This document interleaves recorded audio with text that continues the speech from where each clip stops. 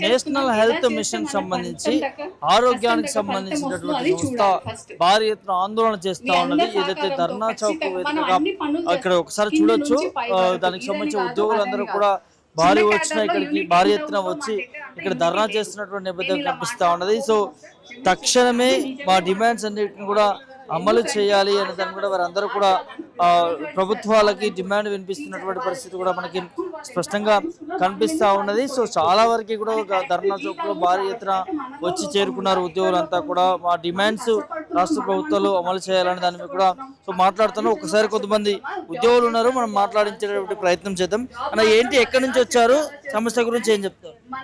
మేము హన్మకొండ డిస్ట్రిక్ట్ నుంచి వచ్చాను. నా పేరు కుమారస్వామి, ఫార్మసీ ఆఫీసర్. మేము ఎన్హెచ్ఎం ఎంప్లాయీస్. చాలా రోజులు ఉంటే మేము సమాన వేతనం, సమాన పనికి సమాన వేతనం కోసం పోట్లాడుతున్నాము. మాకు కనీసం వేతనం కూడా ఇవ్వడం లేదు, సరిగా సాలరీ కూడా ఇవ్వడం లేదు. మేము రెగ్యులర్ చేసుకొచ్చి వచ్చాము. అందరూ ఎన్హెచ్ఎం ఎంప్లాయీస్ రెగ్యులర్ చేసుకొచ్చి వచ్చాము. 20 years అబౌవ్ అయిపోతుంది సార్. మాకు పని భారం ఎక్కువ అవుతుంది, అది కరెక్ట్ సాలరీ రావడం లేదు. రెగ్యులర్ వాళ్ళు చేసే విధంగా మేము కూడా చేస్తున్నాం వర్క్. కాకపోతే వాళ్ళకి హెవీగా ఎక్కువ పడుతుంది సాలరీ, మాకు సాలరీ తక్కువ పడుతుంది, పని భారం ఎక్కువ అవుతుంది. మళ్ళీ అందరి వర్క్ సేమ్ సమానం చేస్తున్నాం, అందరి వర్క్. దానికోసం వచ్చాం, మాకు రెగ్యులర్ రైస్ కోసం వచ్చాం. కాంటాక్ట్ బేస్ అందరూ కాంటాక్ట్ బేస్ రెగ్యులర్ చేయడం మరి జరగదంటుంది ప్రభుత్వం. ఇది వరకు మన వేరే స్టేట్ వల్ల జరిగింది సార్, రాజస్థాన్, ఛత్తీస్గఢ్, చాలా స్టేట్లో జరిగాడు. ఆల్రెడీ వాళ్ళ జియో కూడా ఉన్నాయి, దాని ప్రకారంగా చేయొచ్చు. కలుసుకుంటే స్టేట్ వాళ్ళు చేయొచ్చు.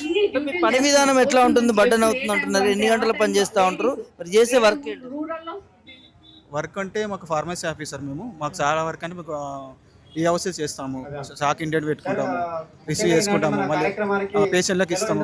ఈ హౌస్లో మళ్ళీ ఎంట్రీ చేయాలి. చాలా వర్క్ 8 hours ఇస్తాము, డైలీ 8 hours వర్క్ చేస్తాం. ఎన్హెచ్ఎం వాళ్ళందరూ కూడా సేవలు పనిచేస్తే మరి ఆరోగ్యానికి సంబంధించి ఇబ్బంది పరిస్థితి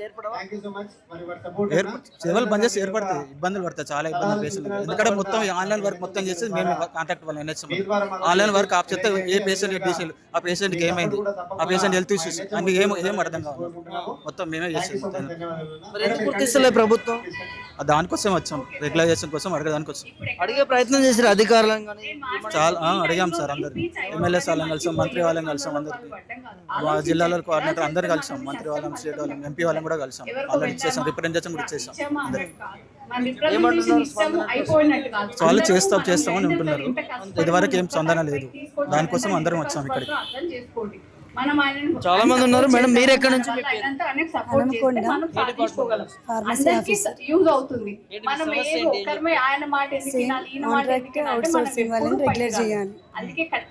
సమాన పనికి సమాన వేతనం.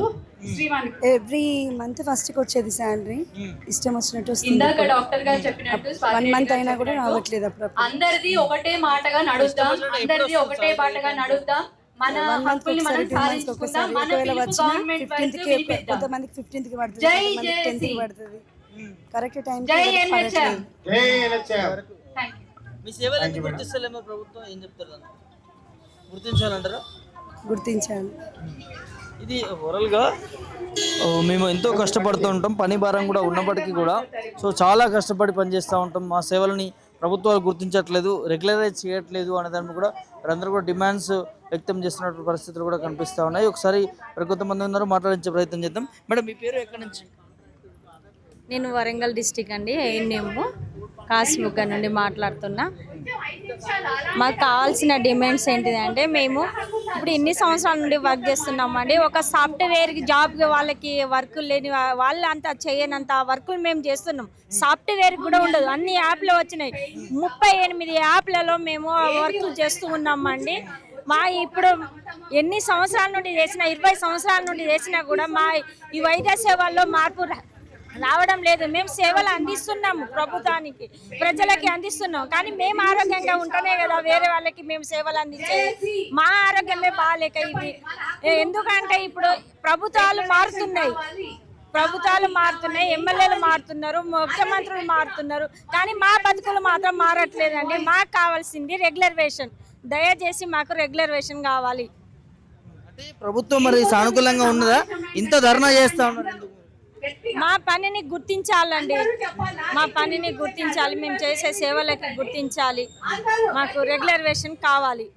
రెగ్యులర్ కావాలంటే కూడా చాలా కష్టమైన పని కదా, ప్రభుత్వం చేతిలో ఉంటుంది అది. చాలా సంవత్సరాల నుంచి కూడా ఇదే కాంటాక్ట్ ఉన్నది కదా, మరి ఎట్లా చూస్తారు? ఇప్పుడు వేరే రాష్ట్రాల్లో అయినప్పుడు మాకెందుకు కాదండి, వేరే పక్క రాష్ట్రంకి అవుతుంది.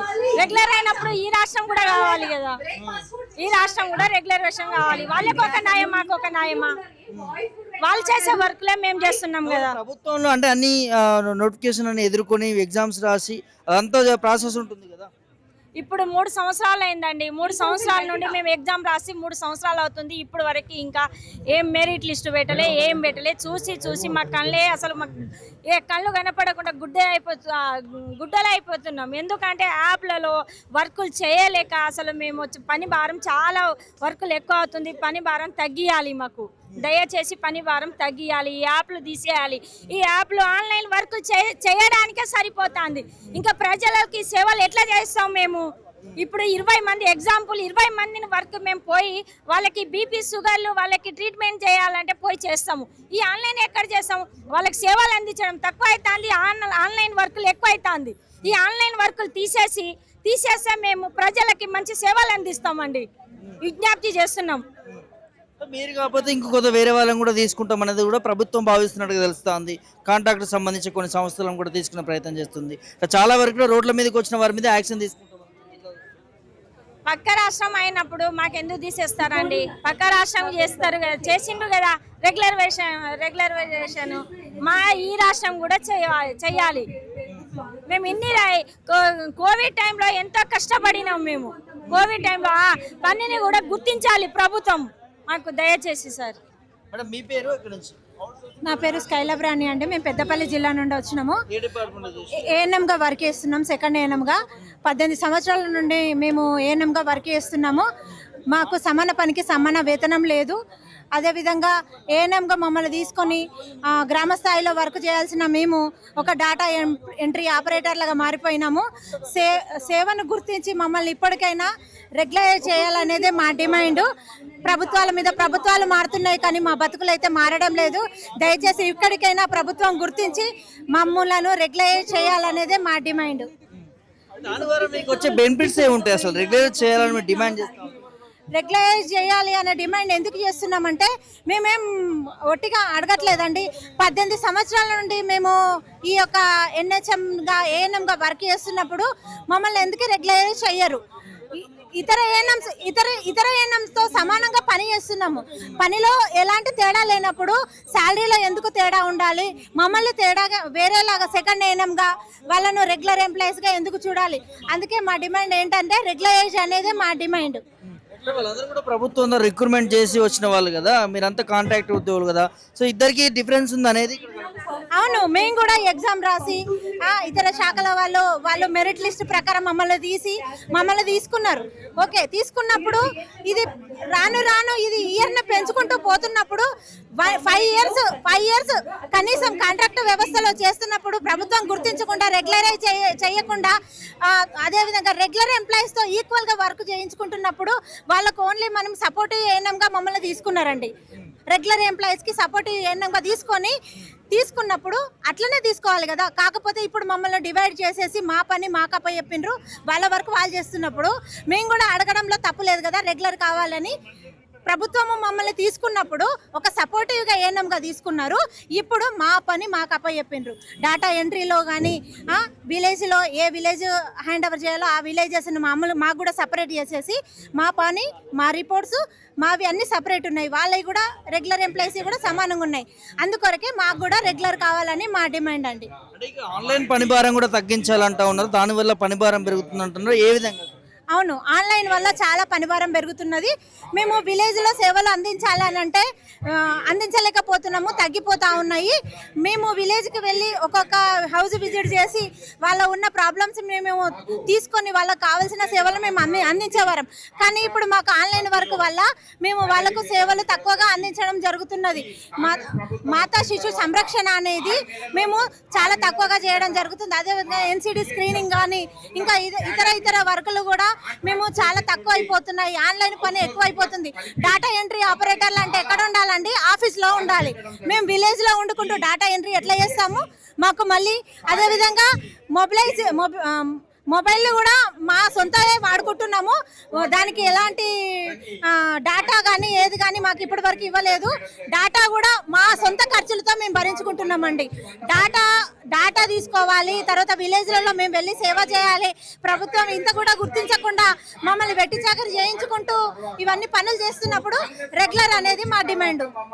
మీరు ఏది అడిగినా కూడా మాకు రెగ్యులర్ అనేది మాకు కావాలి. ఇదే మా ప్రధాన డిమాండ్. వైద్య సేవలు కూడా ఆపేస్తాం ఎన్హెచ్ఎం అనేది వినిపిస్తాం, దానివల్ల ప్రజలకు ఇబ్బంది జరగదు ఆ సంస్థ? లేదండి, మేము వైద్య సేవలు ఆపేస్తామని ఎప్పుడు చెప్పలేదు. మేము ఎప్పుడు కూడా ప్రజలకు అందుబాటులో ఉండి దగ్గర ఉండి సేవలు చేపిస్తాము. వాళ్ళకి ఎలాంటి ఇబ్బంది కలిగించకుండానే మేము నిరసన తెలియజేస్తున్నాము. ఇది నిరసన మాత్రమే, కేవలం మేము సమ్మాలు చేసి ధర్నాలు చేసి రాస్తా రూపాయలు చేయట్లేదు, వెహికల్స్ ఆపట్లేదు, ఎలాంటివి చేయట్లేదు. సామరస్యంగా ప్రభుత్వాన్ని మేము ఏమి కోరుకుంటున్నామంటే మాకు సమాన పనికి సమాన వేతనము రెగ్యులేషన్ చేయాలని మేము కోరుకుంటున్నామండి.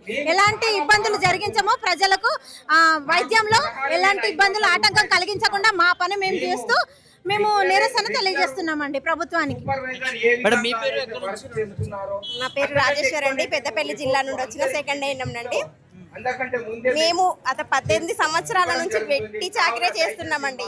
రెగ్యులర్ ఏఎన్ఎంతో పోల్చుకుంటే మా జీతం చాలా తక్కువ. వాళ్ళతో పోల్చుకుంటే ఒక వంతు మా ఉంటే 4 వంతులు వాళ్ళకి ఎక్కువ ఉంది. పనికి సమాన వేతనం అని ఎప్పటి నుండో అంటున్నారు, కానీ ఎక్కడ మాత్రం ఇంప్లిమెంట్ కావట్లేదండి. మాకు ఖచ్చితంగా మమ్మల్ని రెగ్యులరైజ్ చేయాలి. మమ్మల్ని రెగ్యులరైజ్ అడిగితే మమ్మల్ని ఏమన్నారు, మిమ్మల్ని ఎగ్జామ్ ద్వారా తీసుకుంటామమ్మ త్రూ అని అన్నారు. టీఎస్పీఎస్సీ ద్వారా ఎగ్జామ్ పెట్టిండ్రు. ఎగ్జామ్ పెట్టి కూడా 3 సంవత్సరాలు అవుతుందండి, ఇంతవరకు రిజల్ట్ ఇవ్వలేదు. ఒక ఎగ్జామ్ రిజల్ట్ ఇవ్వడానికి 3 సంవత్సరాలు అంటే ఈ ప్రభుత్వాలు ఎంత జాప్యం చేస్తున్నాయో, మా జీవితాలను ఎంత దోచుకుంటున్నాయో, మా శ్రమను ఎంత దోచుకుంటున్నాయో మీరే అర్థం చేసుకోండి. రిజల్ట్ ఇవ్వడానికి 3 సంవత్సరాలు, మెరిట్ లిస్ట్ ఇవ్వడానికి ఇప్పటికైనా ఇస్తారేమో. మాకు ఏజ్ బార్ అయిపోతుందండి, ఇంకా మేము ఇక రిటైర్మెంట్ ఏఎన్ఎంగా ఉండి ఏఎన్ఎంగానే రిటైర్ అవుతామేమో. మాకు ఒక పై పదవి కూడా మాకు రాదిక. అట్లాంటి కనీసం ఒక్క రోజన్నా మేము రెగ్యులర్ అయ్యి ఒక్కరోజు సీఎం లాగా ఒక్క రోజన్నా రెగ్యులర్ కావాలని మా ఆశ. కనీసం ఇప్పటికైనా గుర్తించి మమ్మల్ని రెగ్యులర్ చేయాలని కోరుకుంటున్నాం. కళ్ళల్లో కనిపిస్తుంది ఆ వేదన. ఇన్ని సంవత్సరాల నుంచి ఇదే సంస్థలు ఎందుకు పనిచేస్తా ఉన్నారు? మరి రెగ్యులర్ అవుతుందని ఆశతోని సార్ మేము వచ్చినాము. ఇంకా ఇది ఇంట్లో సీనియారిటీ పోతే మళ్ళీ వేరే దానికి పోతే మళ్ళీ సీనియారిటీ అంటారు. ఈ సీనియారిటీని ఓడగొట్టుకోవడం ఎందుకు? ఇక చెయ్యకపోతుందా, మేము ప్రభుత్వం మమ్మల్ని గుర్తించకపోతుందా అని ఆశతో, మనం మనిషి ఆశాజీవి, ఆ ఆశతోనే ఎదురు చూస్తున్నాం సార్. ఇంకనైనా మమ్మల్ని గుర్తించాలని మా ఆవేదన. 17 సంవత్సరాల నుంచి గుర్తించండి, ఇప్పుడు గుర్తిస్తారు అంటే అట్లా అన్ని రాష్ట్రాలలో అయినాయి సార్. మాకెందుకు కావు? మాకెందుకు రూల్స్ అన్నట్టం వస్తాయి? అన్నిటికీ ఒకటే జీవోలు కదా, అందరినీ ఎన్హెచ్ఎం అంటే నేషనల్. ఇది అన్ని రాష్ట్రాలలో చేసినప్పుడు మా రాష్ట్రంలో ఎందుకు చేయరు? అందుకని మేము అడుగుతున్నాం. చేసేదాకా కొట్లాడతాం సార్, ఖచ్చితంగా చెయ్యాలి అంతే. పక్క రాష్ట్రాలలో రెగ్యులర్ చేసినప్పుడు మా రాష్ట్రాలలో ఎందుకు జరగదు?